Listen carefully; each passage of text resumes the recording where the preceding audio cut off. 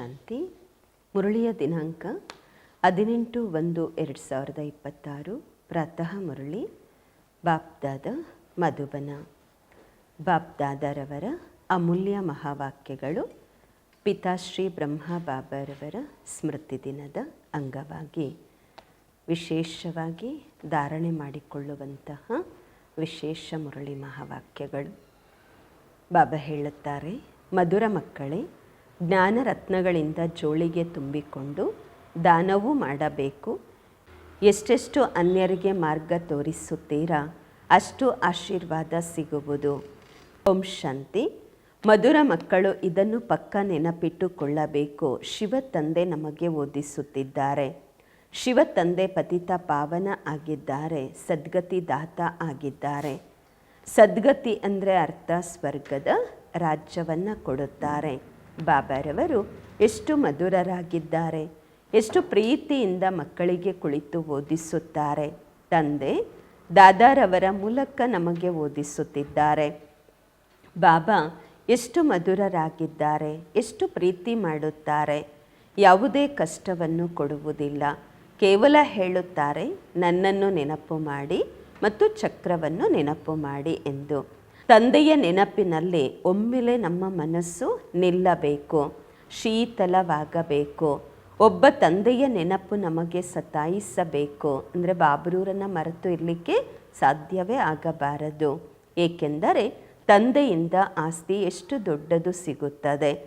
ತಮ್ಮನ್ನು ತಾವು ನೋಡಿಕೊಳ್ಳಬೇಕು. ನಮ್ಮ ತಂದೆಯ ಜೊತೆ ನಮಗೆ ಎಷ್ಟು ಪ್ರೀತಿ ಇದೆ. ಎಲ್ಲಿಯವರೆಗೆ ನಮ್ಮಲ್ಲಿ ದೈವಿ ಗುಣಗಳಿವೆ. ಏಕೆಂದರೆ ತಾವು ಮಕ್ಕಳು ಈಗ ಮುಳ್ಳುಗಳಿಂದ ಹೂಗಳಾಗುತ್ತಿದ್ದೀರಾ. ಎಷ್ಟೆಷ್ಟು ಯೋಗದಲ್ಲಿ ಇರುತ್ತೀರಾ ಅಷ್ಟು ಮುಳ್ಳುಗಳಿಂದ ಹೂಗಳು ಸತ್ತು ಪ್ರಧಾನರಾಗುತ್ತೀರಾ. ಹೂಗಳಾದರೆ ಇಲ್ಲಿರಲು ಸಾಧ್ಯವಾಗುವುದಿಲ್ಲ. ಹೂಗಳ ತೋಟವಾಗಿದೆ ಸ್ವರ್ಗ. ಯಾರು ಬಹಳಷ್ಟು ಮುಳ್ಳುಗಳನ್ನು ಹೂಗಳನ್ನಾಗಿ ಮಾಡುತ್ತಾರೆ ಅವರಿಗೆ ಸತ್ಯವಾದ ಸುಗಂಧಭರಿತ ಹೂ ಎಂದು ಹೇಳಲಾಗುವುದು. ಅವರು ಎಂದಿಗೂ ಯಾರಿಗೂ ಮುಳ್ಳನ್ನು ಚುಚ್ಚುವುದಿಲ್ಲ, ಅಂದರೆ ದುಃಖ ಕೊಡೋದಿಲ್ಲ. ಕ್ರೋಧ ದೊಡ್ಡ ಮುಳ್ಳಾಗಿದೆ, ಅನೇಕರಿಗೆ ದುಃಖ ಕೊಡುತ್ತದೆ. ಈಗ ತಾವು ಮಕ್ಕಳು ಮುಳ್ಳುಗಳ ಪ್ರಪಂಚದಿಂದ ಭಿನ್ನವಾಗಿ ಬಂದಿದ್ದೀರಾ. ತಾವು ಸಂಗಮ ಯುಗದಲ್ಲಿ ಇದ್ದೀರಾ. ಹೇಗೆ ಮಾಲಿ ಹೂಗಳನ್ನು ಬೇರೆ ಪಾಟಲ್ಲಿ ತೆಗೆದು ಇಡುತ್ತಾರೆ, ಹಾಗೆಯೇ ತಾವು ಹೂಗಳನ್ನು ಸಹ ಈಗ ಬಾಬಾರವರು ಸಂಗಮಯುಗಿ ಪಾಟಲ್ಲಿ ಬೇರೆಯಾಗಿ ಇಟ್ಟಿದ್ದಾರೆ. ನಂತರ ತಾವು ಪೂರ್ತಿ ಸ್ವರ್ಗದಲ್ಲಿ ಹೊರಟು ಹೋಗುತ್ತೀರಾ. ಕಲಿಯುಗಿ ಮುಳ್ಳುಗಳು ಭಸ್ಮವಾಗುತ್ತವೆ. ಮಧುರ ಮಕ್ಕಳು ತಿಳಿದುಕೊಂಡಿದ್ದೀರಾ, ಪಾರಲೌಕಿಕ ತಂದೆಯಿಂದ ನಮಗೆ ಅವಿನಾಶಿ ಆಸ್ತಿ ಸಿಗುತ್ತಿದೆ. ಯಾರು ಸತ್ಯವಾದ ಮಕ್ಕಳಿದ್ದಾರೆ, ಯಾರಿಗೆ ಬಾಪ್ ದಾದಾರವರ ಜೊತೆ ಪೂರ್ಣವಾದ ಪ್ರೀತಿ ಇದೆ, ಅವರಿಗೆ ಬಹಳ ಖುಷಿ ಇರುವುದು. ನಾವು ವಿಶ್ವಕ್ಕೆ ಮಾಲೀಕರಾಗುತ್ತೇವೆ ಎಂದು.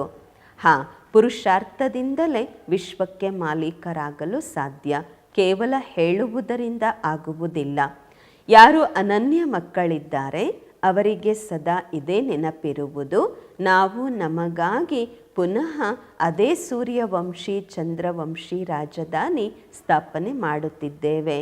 ತಂದೆ ಹೇಳುತ್ತಾರೆ, ಮಧುರ ಮಕ್ಕಳೇ, ಎಷ್ಟೆಷ್ಟು ನೀವು ಅನೇಕರ ಕಲ್ಯಾಣ ಮಾಡುತ್ತೀರಾ ಅಷ್ಟು ನಿಮಗೆ ಸಂಪಾದನೆಯಾಗುವುದು, ಬಹುಮಾನ ಸಿಗುವುದು.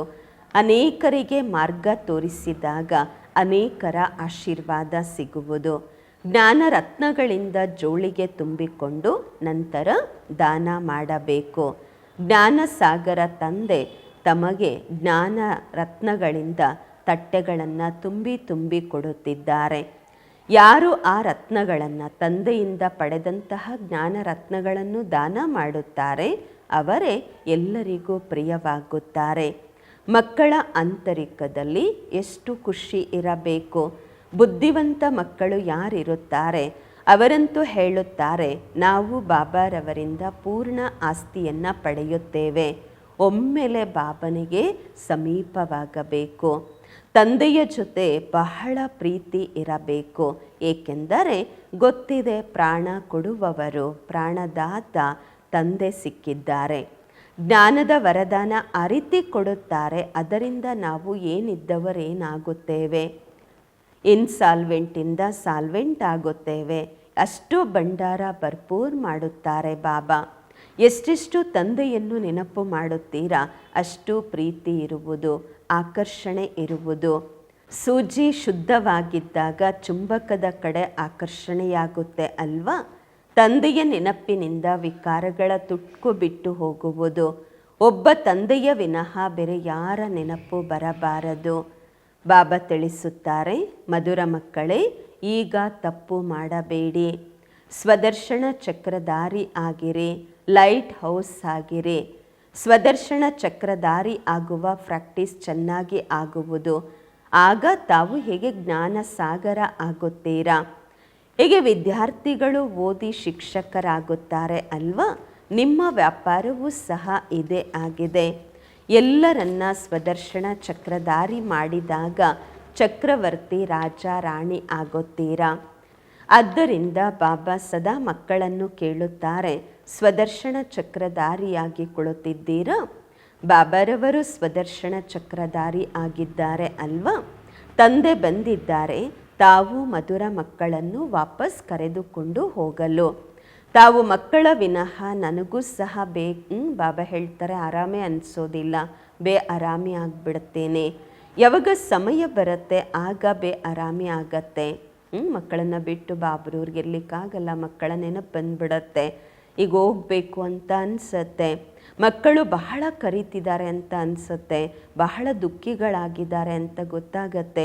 ಬಾಬ್ರವ್ರಿಗೆ ದಯೆ ಬರುತ್ತೆ. ಈಗ ತಾವು ಮಕ್ಕಳು ಮನೆಗೆ ಹೋಗಬೇಕು. ನಂತರ ಅಲ್ಲಿಂದ ತಮಗೆ ತಾವೇ ಸುಖಧಾಮದಲ್ಲಿ ಹೋಗುತ್ತೀರಾ. ಅಲ್ಲಿ ನಾನು ನಿಮ್ಮ ಜೊತೆ ಬರುವುದಿಲ್ಲ, ನಿಮ್ಮ ಸಾಥಿ ಆಗುವುದಿಲ್ಲ. ತಮ್ಮ ಸ್ಥಿತಿಯ ಅನುಸಾರವಾಗಿ ತಾವು ಆತ್ಮ ಹೋಗುತ್ತೀರಾ. ಎಷ್ಟೆಷ್ಟು ತಾವು ಮಕ್ಕಳು ತಂದೆಯ ನೆನಪಿನಲ್ಲಿ ಇರುತ್ತೀರಾ ಅಷ್ಟು ಅನ್ಯರಿಗೆ ತಿಳಿಸುವ ಪ್ರಭಾವವಿರುವುದು. ನಿಮ್ಮ ಮಾತು ಜಾಸ್ತಿ ಇರಬಾರದು, ಜಾಸ್ತಿ ಮಾತನಾಡಬಾರದು. ಆತ್ಮ ಅಭಿಮಾನಿಗಳಾಗಿ ಸ್ವಲ್ಪ ತಿಳಿಸಿದರೂ ಸಹ ಬಾಣ ನಾಟುವುದು. ಬಾಬಾ ಹೇಳುತ್ತಾರೆ, ಮಕ್ಕಳೇ, ಕಳೆದದ್ದು ಕಳೆದು ಹೋಯಿತು. ಈಗ ಮೊದಲು ತಮ್ಮನ್ನು ತಾವು ಸುಧಾರಣೆ ಮಾಡಿಕೊಳ್ಳಿ. ಸ್ವಯಂ ನೆನಪೇ ಮಾಡಲಿಲ್ಲ, ಅನ್ಯರಿಗೆ ಹೇಳುತ್ತಿದ್ದರೆ ಅದು ಮೋಸ ಆಗುವುದು. ಅಂತಹ ಮೋಸ ಇಲ್ಲಿ ನಡೆಯಲು ಸಾಧ್ಯವಿಲ್ಲ. ಆಂತರಿಕದಲ್ಲಿ ಮನಸ್ಸು ತಿನ್ನುತ್ತಿರುತ್ತದೆ. ತಂದೆಯ ಜೊತೆ ಪೂರ್ಣ ಪ್ರೀತಿ ಇಲ್ಲವೆಂದರೆ ಶ್ರೀಮತದಂತೆ ನಡೆಯುವುದಿಲ್ಲ. ಬೇಹದ್ದಿನ ತಂದೆ ಹೇಗೆ ಶಿಕ್ಷಣ ಕೊಡುತ್ತಾರೆ ಆ ರೀತಿ ಮತ್ಯಾರೂ ಸಹ ಕೊಡಲು ಸಾಧ್ಯವಿಲ್ಲ. ತಂದೆ ಹೇಳುತ್ತಾರೆ, ಮಧುರ ಮಕ್ಕಳೇ, ಈ ಹಳೆಯ ಪ್ರಪಂಚವನ್ನು ಈಗ ಮರೆಯಿರಿ. ಅಂತಿಮದಲ್ಲಿ ಇದೆಲ್ಲವನ್ನು ಮರೆಯಲೇಬೇಕು. ಬುದ್ಧಿ ಜೋಡಣೆಯಾಗತ್ತೆ ತಮ್ಮ ಶಾಂತಿಧಾಮ ಮತ್ತು ಸುಖಧಾಮದಲ್ಲಿ. ತಂದೆಯನ್ನು ನೆನಪು ಮಾಡುತ್ತಾ ಮಾಡುತ್ತಾ ತಂದೆಯ ಜೊತೆ ಹೊರಟು ಹೋಗಬೇಕು. ಪತಿತ ಆತ್ಮರು ಹೋಗಲಾಗುವುದಿಲ್ಲ. ಆ ತಂದೆ ಪತಿತ ಪಾವನ ಆಗಿದ್ದಾರೆ. ಮನೆ ಪಾವನ ಆತ್ಮಗಳ ಮನೆಯಾಗಿದೆ. ಈ ಶರೀರ ಪಂಚತತ್ವಗಳಿಂದ ತಯಾರಾಗಿದೆ ಅಂದಾಗ ಈ ಪಂಚತತ್ವಗಳು ಇಲ್ಲಿರ್ಲಿಕ್ಕೋಸ್ಕರ ಸೆಳೆಯುತ್ತೆ. ಏಕೆಂದರೆ ಆತ್ಮನ ಪ್ರಾಪರ್ಟಿ ಸಿಕ್ಕಿದೆ, ಆತ್ಮನಿಗೆ ಹೇಗೆ ಪ್ರಾಪರ್ಟಿ ಸಿಕ್ಕಿದೆ ಅಂತ ಆಗತ್ತೆ. ಅದಕ್ಕೋಸ್ಕರ ಶರೀರದಲ್ಲಿ ಮಮತ್ವ ಆಗಿಬಿಡತ್ತೆ. ಈಗ ಇದರ ಜೊತೆ ಮಮತ್ವವನ್ನು ತೆಗೆದು ಮನೆಗೆ ಹೋಗಬೇಕು. ಅಲ್ಲಂತೂ ಪಂಚತತ್ವಗಳು ಇರುವುದೇ ಇಲ್ಲ. ಸತ್ಯಯುಗದಲ್ಲಿಯೂ ಸಹ ಶರೀರ ಯೋಗ ಬಲದಿಂದ ತಯಾರಾಗತ್ತೆ. ಸತೋ ಪ್ರಧಾನ ಪ್ರಕೃತಿ ಇರತ್ತೆ. ಆದ್ದರಿಂದ ಸೆಳೆತ ಇರುವುದಿಲ್ಲ, ದುಃಖ ಇರುವುದಿಲ್ಲ. ಇದು ಬಹಳ ಸೂಕ್ಷ್ಮ ಮಾತಾಗಿದೆ ತಿಳಿದುಕೊಳ್ಳಲು. ಇಲ್ಲಿ ಪಂಚತತ್ವಗಳ ಬಲ ಆತ್ಮನನ್ನು ಸೆಳೆಯುತ್ತದೆ. ಆದ್ದರಿಂದ ಶರೀರ ಬಿಡಲು ಮನಸ್ಸಾಗುವುದಿಲ್ಲ. ಇಲ್ಲವೆಂದರೆ ಇದರಲ್ಲಿ ಮತ್ತಷ್ಟು ಖುಷಿ ಆಗಬೇಕಲ್ವಾ? ಪಾವನರಾಗಿ ಶರೀರವನ್ನು ಆ ರೀತಿ ಬಿಡಬೇಕು. ಹೇಗೆ ಬೆಣ್ಣೆಯಿಂದ ಕೂದಲು ತೆಗೆಯುವಷ್ಟು ಸಹಜವಾಗಬೇಕು. ಈ ಶರೀರದ ಜೊತೆ ಎಲ್ಲ ವಸ್ತುಗಳ ಜೊತೆ ಒಮ್ಮೆಲೆ ಮೋಹವನ್ನು ತೆಗೆಯಬೇಕು. ಇದರ ಜೊತೆ ನಮಗೆ ಯಾವುದೇ ಸಂಬಂಧ ಇಲ್ಲ. ಈಗ ನಾವು ಬಾಬನ ಬಳಿ ಹೋಗಬೇಕು. ಈ ಪ್ರಪಂಚದ ಜೊತೆ ನಮ್ಮ ಸಂಬಂಧ ಇಲ್ಲ ಅಂದಾಗ ಎಲ್ಲ ಬ್ಯಾಗೇಜ್ ತಯಾರು ಮಾಡಿಕೊಂಡು ಮೊದಲೇ ಕಳುಹಿಸಬೇಕು. ಜೊತೆಯಲ್ಲಿ ಯಾವುದೂ ಹೋಗುವುದಿಲ್ಲ, ಬಾಕಿ ಆತ್ಮರಷ್ಟೇ ಹೋಗಬೇಕು. ಶರೀರವನ್ನು ಸಹ ಇಲ್ಲಿ ಬಿಟ್ಟು ಬಿಡಬೇಕು. ಬಾಬಾರವರು ಹೊಸ ಶರೀರದ ಸಾಕ್ಷಾತ್ಕಾರವನ್ನು ಮಾಡಿಸುತ್ತಾರೆ. ವಜ್ರ ವೈಡೂರ್ಯಗಳ ಮಹಲ್ಲು ಸಿಗುವುದು. ಅಂತಹ ಸುಖಧಾಮದಲ್ಲಿ ಹೋಗಲು ಎಷ್ಟು ಪರಿಶ್ರಮ ಪಡಬೇಕು, ಸುಸ್ತಾಗಬಾರದು. ಹಗಲು ರಾತ್ರಿ ಬಹಳ ಸಂಪಾದನೆ ಮಾಡಿಕೊಳ್ಳಬೇಕು. ಆದ್ದರಿಂದ ಬಾಬಾ ಹೇಳುತ್ತಾರೆ, ನಿದ್ರೆಯನ್ನು ಗೆಲ್ಲುವಂತಹ ಮಕ್ಕಳೇ ನನ್ನನ್ನು ನೆನಪು ಮಾಡಿರಿ ಮತ್ತು ವಿಚಾರ ಸಾಗರ ಮಂಥನ ಮಾಡಿ.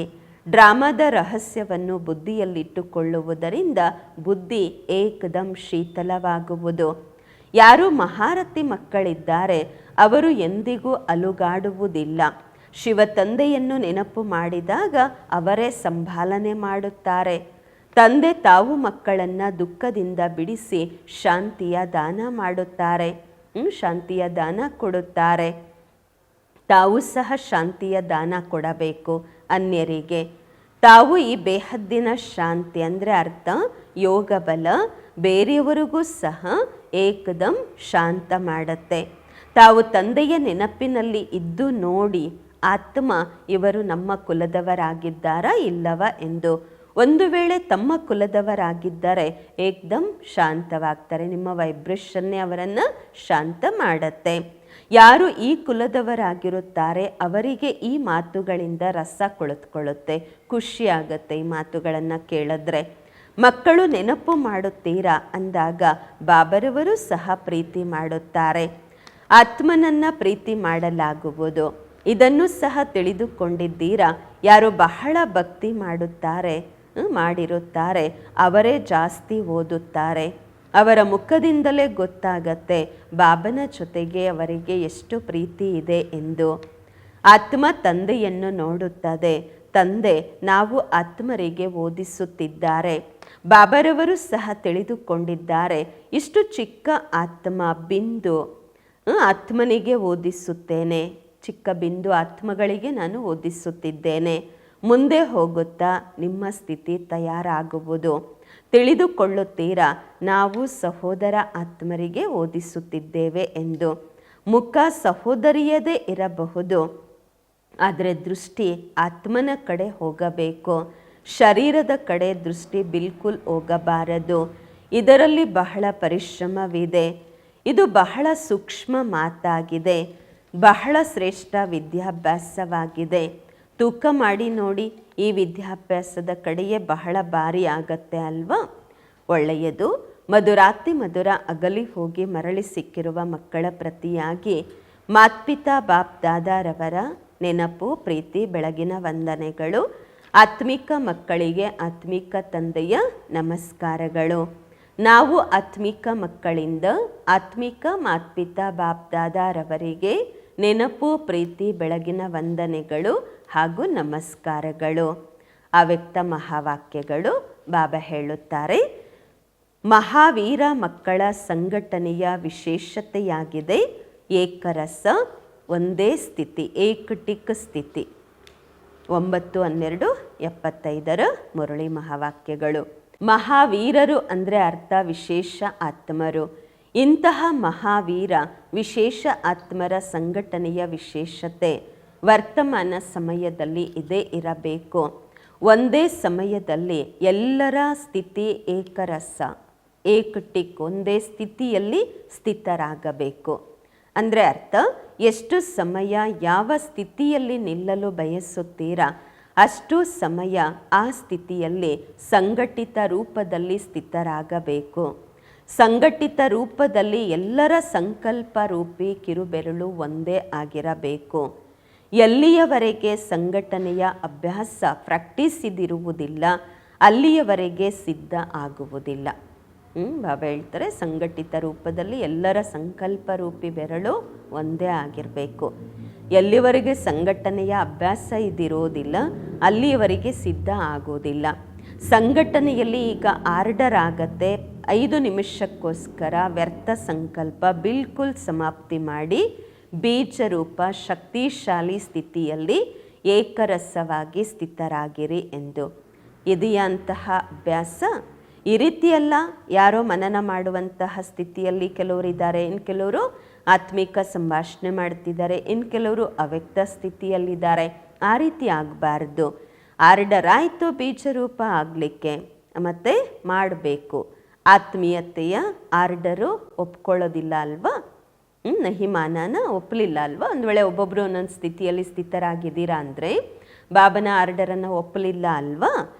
ಈ ಅಭ್ಯಾಸ ಯಾವಾಗ ಆಗತ್ತೆ? ಬಾಬಾ ಆರ್ಡರ್ ಮಾಡಿದ್ರು ಎಲ್ಲರದು ಒಂದೇ ಸ್ಥಿತಿ ಆಯಿತು. ಈ ಅಭ್ಯಾಸ ಯಾವಾಗ ಆಗತ್ತೆ? ಯಾವಾಗ ಮೊದಲು ವ್ಯರ್ಥ ಸಂಕಲ್ಪಗಳನ್ನು ಸಮಾಪ್ತಿ ಮಾಡ್ತೀರಾ. ಅಲ್ಚಲ್ ಆಗೋದೇ ವ್ಯರ್ಥ ಸಂಕಲ್ಪಗಳದು ಅಲ್ವಾ? ಈ ವ್ಯರ್ಥ ಸಂಕಲ್ಪಗಳ ಸಮಾಪ್ತಿಗಾಗಿ ತಮ್ಮ ಸಂಘಟನೆಯನ್ನು ಶಕ್ತಿಶಾಲಿ ಅಥವಾ ಏಕಮತ ಮಾಡಲು ಯಾವ ಶಕ್ತಿ ಬೇಕು? ಬಾಬಾ ಕೇಳ್ತಾರೆ, ವ್ಯರ್ಥ ಸಂಕಲ್ಪಗಳ ಸಮಾಪ್ತಿ ಮಾಡಲು, ತಮ್ಮ ಸಂಘಟನೆಯನ್ನು ಶಕ್ತಿಶಾಲಿ ಮಾಡಲು, ಏಕಮತ ಮಾಡಲು ಯಾವ ಶಕ್ತಿ ಬೇಕು? ಇದಕ್ಕಾಗಿ ಒಂದೇ ಶಕ್ತಿ ಬೇಕು, ಫೇತ್, ವಿಶ್ವಾಸ. ಎರಡನೆಯದು ಅಳವಡಿಸಿಕೊಳ್ಳುವ ಶಕ್ತಿ. ಒಂದು ವಿಶ್ವಾಸ, ಮತ್ತೊಂದು ಸಮಾವೇಶ ಮಾಡುವ ಅಳವಡಿಸಿಕೊಳ್ಳುವ ಶಕ್ತಿ. ಸಂಘಟನೆಯನ್ನು ಜೋಡಣೆ ಮಾಡುವ ದಾರವಾಗಿದೆ ಫೇತ್, ವಿಶ್ವಾಸ. ಯಾರಾದರೂ ಏನಾದರೂ ಮಾಡಿದ್ರು ತಿಳ್ಕೊಳ್ಳಿ, ತಪ್ಪೇ ಮಾಡಿಬಿಟ್ರು, ಆದರೆ ಸಂಘಟನೆಯ ಪ್ರಮಾಣ, ತಮ್ಮ ಸಂಸ್ಕಾರಗಳ ಪ್ರಮಾಣ, ಸಮಯ ಪ್ರಮಾಣ, ಅವರೇನು ಮಾಡಿದ್ರು ಅವಶ್ಯವಾಗಿ ಅದಕ್ಕೂ ಒಂದು ಭಾವಾರ್ಥ ಇರುತ್ತೆ.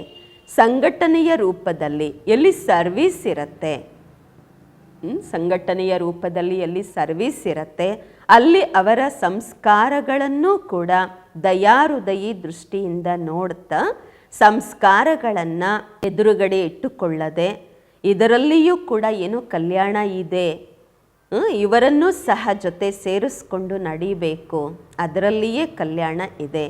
ಈ ರೀತಿ ವಿಶ್ವಾಸ ಯಾವಾಗ ಸಂಘಟನೆಯಲ್ಲಿ ಪರಸ್ಪರದಲ್ಲಿ ಇರುತ್ತೆ, ಪರಸ್ಪರದಲ್ಲಿ ಒಬ್ಬರಿಂದ ಮತ್ತೊಬ್ಬರಿಂದ ಪ್ರಾಪ್ತಿ ಆಗತ್ತೆ, ಆಗಲೇ ಸಫಲತೆ ಆಗುವುದು. ಮೊದಲೇ ವ್ಯರ್ಥ ಸಂಕಲ್ಪ ನಡೆಸಬಾರದು. ಹೇಗೆ ಯಾರಾದರೂ ತಮ್ಮ ತಪ್ಪನ್ನು ರಿಯಲೈಸ್ ಮಾಡ್ಕೊಳ್ತಾರೆ, ಆದರೆ ಅದನ್ನು ಎಂದಿಗೂ ಹರಡಿಸೋದಿಲ್ಲ, ಅನುಭವ ಮಾಡ್ತಾರೆ, ಹರಡಿಸೋದಿಲ್ಲ, ಅದನ್ನು ಸಮಾವೇಶ ಮಾಡಿಕೊಳ್ತಾರೆ ಅಲ್ವಾ? ರಿಯಲೈಸ್ ಆಗಬೇಕಲ್ವ ಫಸ್ಟು. ಬೇರೆಯವರು ಅದನ್ನು ಹರಡಿಸಿದ್ದಾರೆ ಅಂತಂದರೆ ಅವರಿಗೆ ತಪ್ಪು ಅನಿಸುತ್ತೆ, ಇಷ್ಟ ಆಗೋದಿಲ್ಲ, ತುಂಬ ಕೆಟ್ಟದಾಗಿ ಅನಿಸುತ್ತೆ. ಅದೇ ರೀತಿ ಬೇರೆಯವರ ತಪ್ಪುಗಳನ್ನು ಕೂಡ ತಮ್ಮ ತಪ್ಪು ಅಂತ ತಿಳ್ಕೊಂಡು ಹರಡಿಸ್ಬೇಡಿ. ಬೇರೆಯವ್ರ ಹತ್ರ ಎಲ್ಲ ಹೇಳ್ಕೋಬೇಡಿ. ಫೈಲಾನ ನಹಿ ಚಾಹಿ ಅಂತಾರೆ ಬಾಬಾ. ಹರಡಿಸ್ಲಿಕ್ಕೆ ಹೋಗಬೇಡಿ, ಹಬ್ಬಿಸ್ಲಿಕ್ಕೆ ಹೋಗಬೇಡಿ. ಬೇರೆಯವರ ತಪ್ಪುಗಳನ್ನು ತಮ್ಮ ತಪ್ಪು ಅಂತ ಅಂದ್ಕೊಂಡು ಸಮಾವೇಶ ಮಾಡಿಕೊಳ್ಳಿ. ವ್ಯರ್ಥ ಸಂಕಲ್ಪವನ್ನು ನಡೆಸಬಾರದು. ಅದಕ್ಕೆ ಬದಲಾಗಿ ಅದನ್ನು ಸಮಾವೇಶ ಮಾಡಿಕೊಳ್ಳಬೇಕು. ಇಷ್ಟೂ ಪರಸ್ಪರದಲ್ಲಿ ವಿಶ್ವಾಸ ಇರಬೇಕು. ಸ್ನೇಹದ ಶಕ್ತಿಯಿಂದ ಸರಿ ಮಾಡಿಕೊಳ್ಬೇಕು. ಹೇಗೆ ಲೌಕಿಕ ರೀತಿಯಲ್ಲಿ ಮನೆಯ ಮಾತನ್ನು ಹೊರಗೆ ಹೇಳೋದಿಲ್ಲ, ಇಲ್ಲಾಂದರೆ ಅದರಿಂದ ಮನೆಗೆ ನಷ್ಟ ಆಗುತ್ತೆ ಅಲ್ವಾ? ಒಳಗಿನ ಮಾತುಗಳನ್ನು ಹೊರಗಡೆ ಹೇಳ್ಕೊಂಬರಲ್ಲ, ಮನೆಯ ಮಾತನ್ನು ಮನೆಯಲ್ಲೇ ಸಮಾವೇಶ ಮಾಡಿಕೊಂಡು ಸರಿ ಮಾಡಲಾಗತ್ತೆ. ಹೊರಗಡೆ ಹಂಚ್ಕೊಂಡು ಬರೋದಿಲ್ಲ, ಎಲ್ಲರಿಗೂ ಹೇಳ್ಕೊಂಡು ಬರೋದಿಲ್ಲ, ಹೇಳಿಬಿಟ್ರೆ ಇನ್ನೂ ನಷ್ಟ ಆಗತ್ತೆ. ಹಾಗೆ ಸಂಘಟನೆಯಲ್ಲಿ ಸಾತಿಯರು ಕೂಡ ಪರಿವಾರದಲ್ಲಿ ಏನು ಯಾರು ಮಾಡ್ತಾರೆ ಅದರಲ್ಲಿ ಅವಶ್ಯವಾಗಿ ಏನು ರಹಸ್ಯ ಇರುತ್ತೆ. ಅವರು ತಪ್ಪೇ ಮಾಡಿರಬಹುದು, ಆದರೂ ಕೂಡ ಅದನ್ನು ಪರಿವರ್ತನೆ ಮಾಡಬೇಕು. ಒಂದು ವೇಳೆ ಎರಡೂ ಪ್ರಕಾರದ ವಿಶ್ವಾಸ ಇಟ್ಕೊಂಡು, ಎರಡೂ ಕಡೆಯಿಂದ ವಿಶ್ವಾಸ ಇಟ್ಕೊಂಡು ಪರಸ್ಪರದಲ್ಲಿ ಸಂಪರ್ಕದಲ್ಲಿ ನಡೆಯುವುದರಿಂದ ಸಂಘಟನೆಯಲ್ಲಿ ಸಫಲತೆ ಆಗತ್ತೆ. ಇದರಲ್ಲಿ ಸಮಾವೇಶ ಮಾಡಿಕೊಳ್ಳುವ ಶಕ್ತಿಯು ಜಾಸ್ತಿ ಬೇಕು. ವ್ಯರ್ಥ ಸಂಕಲ್ಪಗಳನ್ನು ಸಮಾವೇಶ ಮಾಡಿಕೊಳ್ಳಬೇಕು. ಕಳೆದು ಹೋಗಿರುವ ಸಂಸ್ಕಾರಗಳನ್ನು ಎಂದಿಗೂ ವರ್ತಮಾನ ಸಮಯದ ಜೊತೆ ಟ್ಯಾಲಿ ಮಾಡಬಾರ್ದು, ಮಿಲನಸಾರ ಮಾಡಬಾರ್ದು. ಅಂದರೆ ಅರ್ಥ ಫಾಸ್ಟನ್ನು ಪ್ರೆಸೆಂಟ್ ಮಾಡಬೇಡಿ. ಮೊದಲವ್ರು ಆ ರೀತಿ ಮಾಡ್ತಾಯಿದ್ರು, ಈ ರೀತಿ ಮಾಡ್ತಾಯಿದ್ರು, ಆ ರೀತಿ ಟ್ಯಾಲಿ ಮಾಡಬೇಡಿ ವರ್ತಮಾನ ಸಮಯದ ಸಂಸ್ಕಾರಗಳ ಜೊತೆ. ಯಾವಾಗ ಕಳೆದೋಯ್ತು ಅಂತಂದಾಗ ಕಳೆದು ಬಿಡಿ. ಪ್ರೆಸೆಂಟಲ್ಲಿ ಯಾಕೆ ಜೋಡಿಸ್ತೀರಾ? ಜೋಡಿಸ್ಬೇಡಿ. ಆಗಲೇ ಸಂಕಲ್ಪಗಳ ಲೈನ್ ನಿಂತ್ಕೊಂಡ್ಬಿಡುತ್ತೆ. ಒಂದು ವೇಳೆ ಜೋಡಿಸ್ಬಿಟ್ಟಿದ್ದೀರಾ, ಹಳೇದು ಕಳೆದೋಗಿರೋದನ್ನು ವರ್ತಮಾನ ಸಮಯದ ಸಂಸ್ಕಾರಗಳ ಜೊತೆ ಜೋಡಿಸ್ಬಿಟ್ಟಿದ್ದೀರಾ ಅಂತ ಅಂದರೆ ಲೈನ್ ನಿಂತ್ಕೊಂಡ್ಬಿಡುತ್ತೆ, ಕ್ಯೂ ಆಗಿಬಿಡುತ್ತೆ ಅಲ್ವಾ, ಸಂಕಲ್ಪಗಳ ಕ್ಯೂ. ಮತ್ತು ಎಲ್ಲಿಯವರೆಗೆ ಆ ವ್ಯರ್ಥ ಸಂಕಲ್ಪಗಳ ಕ್ಯೂ ಇರುತ್ತೆ ಅಲ್ಲಿವರೆಗೆ ಸಂಘಟಿತ ರೂಪದಲ್ಲಿ ಏಕರಸ ಸ್ಥಿತಿ ಇರಲು ಸಾಧ್ಯವಿಲ್ಲ. ಬೇರೆಯವರ ತಪ್ಪುಗಳನ್ನು ತಮ್ಮ ತಪ್ಪು ಅಂತ ತಿಳ್ಕೊಳ್ಳಬೇಕು. ಇದಾಗಿದೆ ಸಂಘಟನೆಯನ್ನು ಶಕ್ತಿಶಾಲಿ ಮಾಡುವುದು. ಇದು ಯಾವಾಗ ಆಗತ್ತೆ? ಯಾವಾಗ ಪರಸ್ಪರದಲ್ಲಿ ನಿಮಗೆ ವಿಶ್ವಾಸ ಇರುತ್ತೆ, ಪರಿವರ್ತನೆ ಮಾಡಿಕೊಳ್ಳುವ ವಿಶ್ವಾಸ, ಕಲ್ಯಾಣ ಮಾಡುವ ವಿಶ್ವಾಸ. ಇದರಲ್ಲಿ ಸಮಾವೇಶ ಶಕ್ತಿಯ ಅವಶ್ಯಕತೆ ಇದೆ. ಸಮಾವೇಶ ಮಾಡಿಕೊಳ್ಳುವ ಶಕ್ತಿ ಬೇಕು, ಅದರ ಅಗತ್ಯವಿದೆ. ನೋಡ್ತೀರಾ, ಕೇಳ್ತೀರಾ, ಬಿಲ್ಕುಲ್ ಅದನ್ನು ಸಮಾವೇಶ ಮಾಡಿಕೊಳ್ಳಿ. ಅದೇ ಆತ್ಮಿಕ ದೃಷ್ಟಿ, ಕಲ್ಯಾಣದ ಭಾವನೆ ಇಟ್ಕೊಳ್ಬೇಕು. ಸಮಾವೇಶ ಮಾಡಿಕೊಳ್ಳೋದೇ ಆತ್ಮಿಕ ದೃಷ್ಟಿ ಇರುವುದು, ಕಲ್ಯಾಣದ ಭಾವನೆ ಇಟ್ಟುಕೊಳ್ಳುವುದಾಗಿದೆ. ಯಾವಾಗ ಅಜ್ಞಾನಿಗಳಿಗಾಗಿ ಹೇಳುತ್ತೀರಾ ಅಪಕಾರಿಗಳ ಮೇಲೆಯೂ ಉಪಕಾರ ಮಾಡಬೇಕು ಎಂದು, ಸಂಘಟನೆಯಲ್ಲಿಯೂ ಕೂಡ ಪರಸ್ಪರರ ಒಬ್ಬರ ಪ್ರತಿಯೊಬ್ಬರು ದಯೆಯ ಭಾವನೆ ಇಟ್ಟುಕೊಳ್ಳಿ. ಈಗ ದಯೆಯ ಭಾವನೆ ಕಡಿಮೆ ಇದೆ, ಏಕೆಂದರೆ ಆತ್ಮಿಕ ಸ್ಥಿತಿಯ ಅಭ್ಯಾಸದ ಕಡಿಮೆ ಇದೆ. ಈ ರೀತಿ ಪವರ್ಫುಲ್ ಸಂಘಟನೆ ಆಗುವುದರಿಂದಲೇ ಸಿದ್ಧವಾಗುವುದು. ಈಗ ತಾವು ಸಿದ್ಧಿಯ ಆಹ್ವಾನ ಮಾಡುತ್ತೀರಾ, ಆದರೆ ಮತ್ತೆ ನಿಮ್ಮ ಮುಂದೆ ಸಿದ್ಧಿ ಸ್ವರೂಪ ಬಾಗತ್ತೆ. ಹೀಗೆ ಸತ್ಯಯುಗದಲ್ಲಿ ಪ್ರಕೃತಿ ದಾಸಿಯಾಗತ್ತೆ, ಸಿದ್ಧಿ ನಿಮ್ಮನ್ನು ಆಹ್ವಾನ ಮಾಡುತ್ತೆ, ನಿಮಗಾಗಿ ಕಾಯತ್ತೆ. ಯಾವಾಗ ಶ್ರೇಷ್ಠ ಜ್ಞಾನವಿದೆ, ಸ್ಥಿತಿಯ ಸ್ಥಿತಿ ಪವರ್ಫುಲ್ ಆಗಿರುತ್ತೆ ಅಂದಾಗ ಸಿದ್ಧಿ ಏನು ದೊಡ್ಡ ಮಾತು. ಸದಾ ಕಾಲ ಏಕರಸ ಸ್ಥಿತಿಯಲ್ಲಿ ಇರುವವರೆಗೆ ಸಿದ್ಧಿ ಪ್ರಾಪ್ತಿಯಾಗದೇ ಇರುವಂತಹದ್ದು ಸಾಧ್ಯವೇ ಇಲ್ಲ. ಆದರೆ ಇದಕ್ಕಾಗಿ ಸಂಘಟನೆಯ ಶಕ್ತಿ ಬೇಕು. ಒಬ್ಬರು ಏನಾದರೂ ಹೇಳಿದ್ರು ಅಂತ ಅಂದರೆ ಮತ್ತೊಬ್ಬರು ಸ್ವೀಕಾರ ಮಾಡಬೇಕು. ಎದುರಿಸುವಂತಹ ಶಕ್ತಿ ಬ್ರಾಹ್ಮಣ ಪರಿವಾರದ ಮುಂದೆ ಉಪಯೋಗಿಸಬಾರದು, ಮಾಯೆಯ ಮುಂದೆ ಉಪಯೋಗಿಸಬೇಕು. ಎದುರಿಸುವ ಶಕ್ತಿಯನ್ನು ಪರಿವಾರದ ಜೊತೆ ಸಮಾವೇಶ ಮಾಡಿಕೊಳ್ಳುವ ಶಕ್ತಿಯನ್ನು ಉಪಯೋಗಿಸಬೇಕು. ಅದರಿಂದ ಸಂಘಟನೆ ಪವರ್ಫುಲ್ ಆಗತ್ತೆ. ಎದುರಿಸುವ ಶಕ್ತಿ ಉಪಯೋಗಿಸಿದ್ದೀರಾ ಅಂದರೆ ಸಂಘಟನೆ ಪವರ್ಫುಲ್ ಆಗೋದಿಲ್ಲ. ಯಾವುದೇ ಮಾತು ನಿಮ್ಗೆ ಇಷ್ಟ ಆಗೋದಿಲ್ಲ, ಆದರೂ ಕೂಡ ನೀವು ಪರಸ್ಪರದಲ್ಲಿ ಸತ್ಕಾರವೇ ಮಾಡಬೇಕು. ಆ ಸಮಯದಲ್ಲಿ ಯಾವುದೋ ಸಂಕಲ್ಪ ಮಾತನ್ನು, ಅನ್ಯರ ಸಂಕಲ್ಪ ಮಾತನ್ನು ಕಟ್ ಮಾಡಬಾರ್ದು. ಅದಕ್ಕೋಸ್ಕರ ಈಗ ಸಮಾವೇಶ ಮಾಡಿಕೊಳ್ಳುವ ಶಕ್ತಿಯನ್ನು ಧಾರಣೆ ಮಾಡಿಕೊಳ್ಳಿ. ಸಂಘಟಿತ ರೂಪದಲ್ಲಿ ತಾವು ಬ್ರಾಹ್ಮಣ ಮಕ್ಕಳು ಕೂಡ ಪರಸ್ಪರದಲ್ಲಿ ಸಂಪರ್ಕದ ಭಾಷೆಯೂ ಕೂಡ ಅವ್ಯಕ್ತ ಭಾಷೆ ಇರಬೇಕು. ಹೀಗೆ ಫರಿಷ್ಠ ಅಂದರೆ ಅರ್ಥ ಆತ್ಮರು ಆತ್ಮರ ಜೊತೆ ಮಾತನಾಡುತ್ತಿದ್ದೇವೆ, ಆ ರೀತಿ ಇರಬೇಕು. ಅನ್ಯರ ಕೇಳಿಕೆಯ ತಪ್ಪುಗಳನ್ನು ಸಂಕಲ್ಪದಲ್ಲಿಯೂ ಕೂಡ ಸ್ವೀಕಾರ ಮಾಡಬಾರದು ಮತ್ತು ಮಾಡಿಸಬಾರದು. ಹೀಗೆ ಯಾವಾಗ ಸ್ಥಿತಿ ಇರುತ್ತೆ ಆಗ ತಂದೆಯ ಯಾವ ಶುಭ ಕಾಮನೆ ಇದೆ ಸಂಘಟನೆಯದು, ಅದು ಪ್ರಾಕ್ಟಿಕಲಲ್ಲಿ ಆಗತ್ತೆ. ಯಾವಾಗ ಅಂತಹ ಸ್ಥಿತಿ ತಯಾರಾಗತ್ತೆ ಆಗ ಸಂಘಟನೆಯ ಶಕ್ತಿ ಇರುತ್ತೆ. ಶುಭ ಕಾಮನೆ ಇದೆ ಬಾಬ್ರವ್ರಿಗೆ ಸಂಘಟನೆಯ ಬಗ್ಗೆ.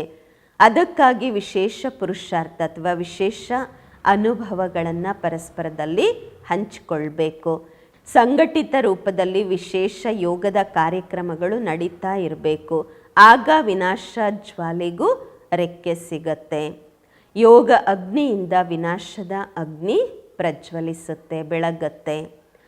ಒಳ್ಳೆಯದು ವರದಾನ.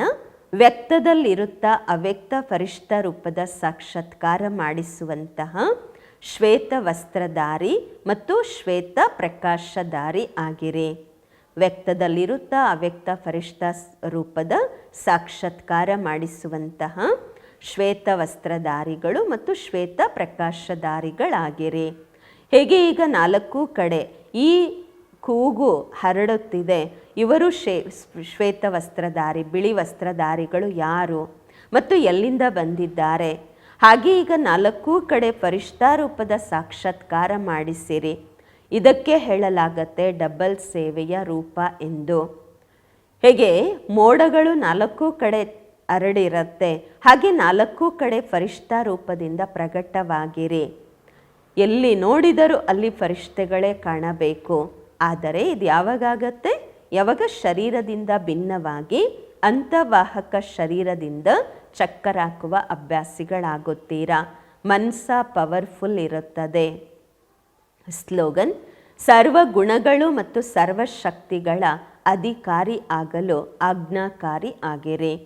ಸರ್ವ ಗುಣಗಳು ಮತ್ತು ಸರ್ವಶಕ್ತಿಗಳಿಗೆ ಅಧಿಕಾರಿ ಆಗಲು ಆಜ್ಞಾಕಾರಿ ಆಗಿರಿ. ಅವ್ಯಕ್ತ ಇಶಾರೆ: ಈ ಅವ್ಯಕ್ತ ಮಾಸದಲ್ಲಿ ಬಂಧನ್ ಮುಕ್ತರಾಗಿದ್ದು ಜೀವನ್ ಮುಕ್ತ ಸ್ಥಿತಿಯ ಅನುಭವ ಮಾಡಿರಿ. ಹೀಗೆ ಬಾಬಾ ಸದಾ ಸ್ವತಂತ್ರವಾಗಿದ್ದಾರೆ, ಹಾಗೆ ತಂದೆಯ ಸಮಾನರಾಗಿರಿ. ಬಾಬ್ ದಾದಾ ಈಗ ಮಕ್ಕಳನ್ನು ಪರತಂತ್ರರನ್ನಾಗಿ ನೋಡಲು ಬಯಸುವುದಿಲ್ಲ. ಒಂದು ವೇಳೆ ಸ್ವಯಂವನ್ನು ಸ್ವತಂತ್ರ ಮಾಡಿಕೊಳ್ಳಲಾಗಲಿಲ್ಲವೆಂದರೆ ಸ್ವಯಂವೇ ತಮ್ಮ ಬಲಹೀನಗಳಲ್ಲಿ ಬೀಳುತ್ತಿರುತ್ತೀರಾ. ಆಗ ವಿಶ್ವ ಪರಿವರ್ತಕರು ಹೇಗೆ ಆಗುತ್ತೀರಾ? ಈಗ ಈ ಸ್ಮೃತಿಯನ್ನು ಹೆಚ್ಚಿಸಿಕೊಳ್ಳಿ, ನಾನು ಮಾಸ್ಟರ್ ಸರ್ವಶಕ್ತಿವಂತ ಆಗಿದ್ದೇನೆ. ಇದರಿಂದ ಸಹಜವಾಗಿ ಸರ್ವ ಪಂಜರಗಳಿಂದ ಮುಕ್ತ ಹಾರುವ ಪಕ್ಷಿಯಾಗುತ್ತೀರಾ. ಓಂ ಶಾಂತಿ.